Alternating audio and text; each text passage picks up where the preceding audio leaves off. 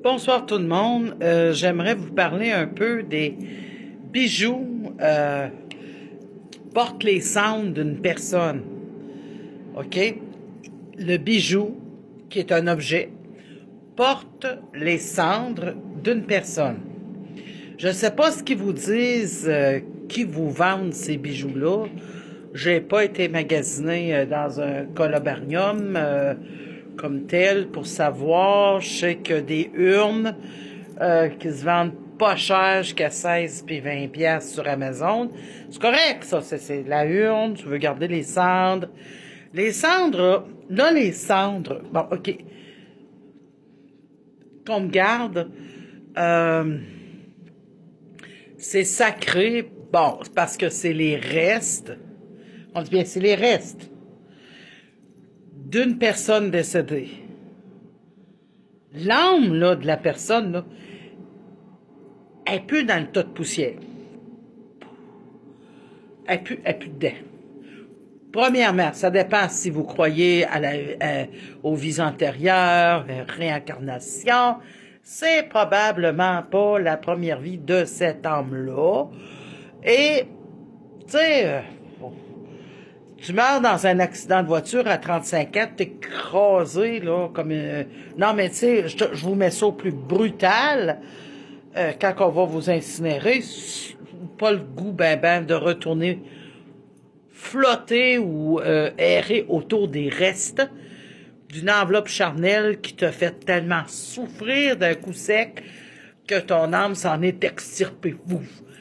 Même chose que si tu as 86 ans, ça fait je ne sais combien d'années ou de temps que tu souffres d'une maladie chronique comme un cancer ou quelque chose d'affreux ou même d'arthrite épouvantable, tu meurs d'un arrêt de cœur, c'est quasiment un cadeau rendu là tellement que tu avais de la douleur. Vous voyez où je veux en venir? On rapproche pas. C'est l'enveloppe charnelle qui a fait souffrir l'âme pendant cette période. J'ai mentionné dans une vidéo que parfois l'âme, elle déconnecte un peu. Il faudrait que je fasse une vidéo un peu plus précise là-dessus. Pendant la souffrance de l'enveloppe charnelle. Je suis dans mon enveloppe charnelle présentement. OK? Donc, même si vous avez un collier... Moi, j'étais une fan de Ozzy Osbourne avec des croix longues puis larges de même, dans le cou, même ça d'épaisse avec tout un tapon de cendre dedans. C'est pas ça qui va faire que la personne décédée va rester auprès de vous. Moi, j'ai vu quelqu'un, là, une personne qui était venue en consultation, puis elle jouait avec son petit collier. Est-ce que mon grand-père vous dit quelque chose de moi? Que j'ai quelque chose de lui, que... Puis je me demandais pourquoi elle jouait avec son collier comme ça. Ça m'a plus déconcentré qu'autre chose. Mais il était pas là pour les cendres des restes de son enveloppe. Il était là pour son âme à elle, qui a aimé pendant son vivant.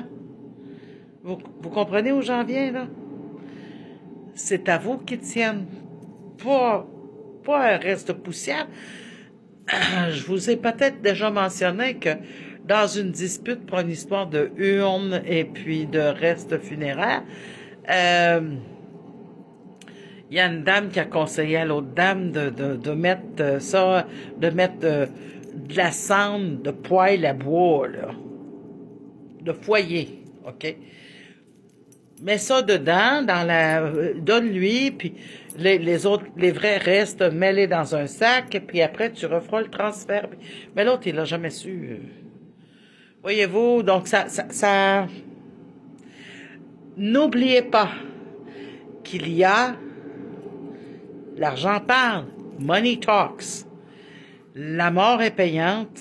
Faites-vous pas avoir dans ces choses-là. Même pas pour les animaux. OK? On y reviendra.